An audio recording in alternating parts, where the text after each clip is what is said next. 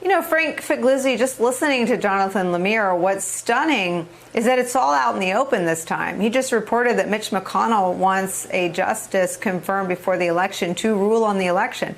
It is, as Jeremy Bash said yesterday, collusion out in the open. We all know now that Vladimir Putin is directing the disinformation campaign against Joe Biden. We all know now that Donald Trump views 65% of Americans the same way he views Iran and China, as meddling in the election, simply because they don't support him. They don't support him. And he is out to invalidate and war against the votes of anyone who doesn't support him. How does the country in 42 days adapt to Bart Gellman's scenario, Frank?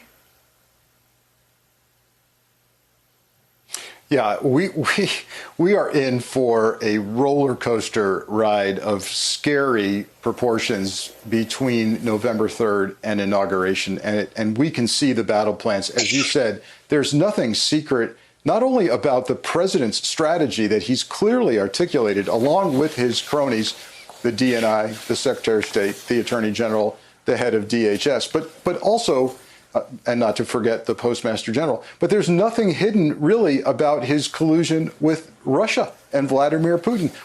This isn't about investigate and catch me if you can. It's you've got me. What are you going to do about it? And so the question is for the American voter, right? What are the tangible things that we all can do? And number one, we've been warned by the FBI now repeatedly that we are in for disinformation and propaganda like we've never seen before, aimed at destroying our trust in the outcome of the election.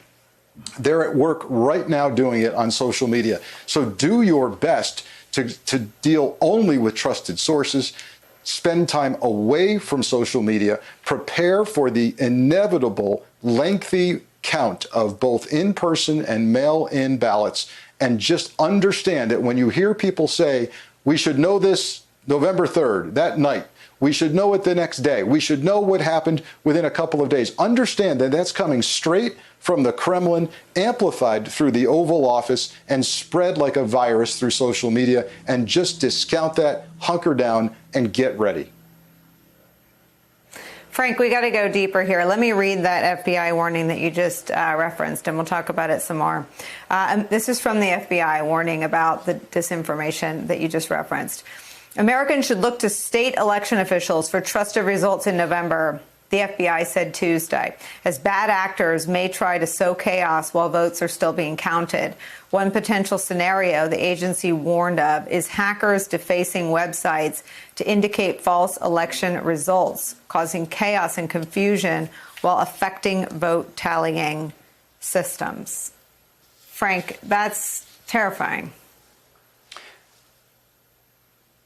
Yeah, look, back in 2016, for those of us who read the Mueller report and saw that 24 Russians were indicted for messing with the 2016 election, in the fine print there, we saw that Russia had waved hello, had gotten into the systems, the voting system, state, county, of certain states, and just told us, we can get in here. We just wanted to say hello.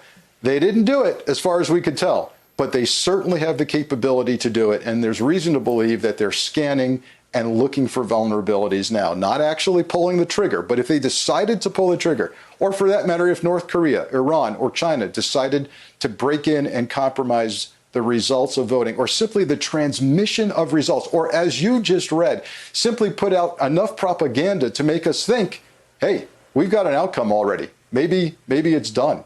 Then we've got a problem on our hands. It's not unlike the whole reporting around the vaccine for the virus. What happens if you put a vaccine out and nobody believes it works? What happens if you have an election and no one trusts the outcome of it? We are in an age where truth is essentially dead, and we've got to build it back ourselves. It's on the voters, the counties, the states, your local registrar of voters to get it right. And actually, if there's a bright spot in this, Nicole, that's the bright spot, that it's not a federally controlled election. It's down to the local and county and state officials. Hey there, I'm Chris Hayes from MSNBC. Thanks for watching MSNBC on YouTube. If you want to keep up to date with the videos we're putting out, you can click subscribe just below me, or click over on this list to see lots of other great videos.